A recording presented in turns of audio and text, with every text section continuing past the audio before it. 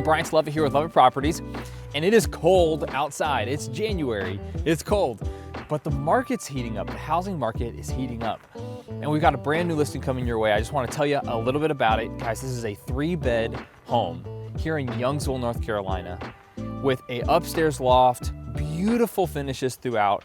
You have to see them, but the photos and the video will give you a taste of just how beautiful this home is. It's gorgeous. And it sits on an amazing lot with no one behind you, just a tree line, retention pond, beauty in nature. It's right there at your fingertips. Enjoy it from the screened-in porch. All the windows off the back. It's beautiful. I can't wait for you to see it. If you have any questions at all, let us know. We want to make sure to help you. We want to get you in this weekend with open houses, private showings if you want one.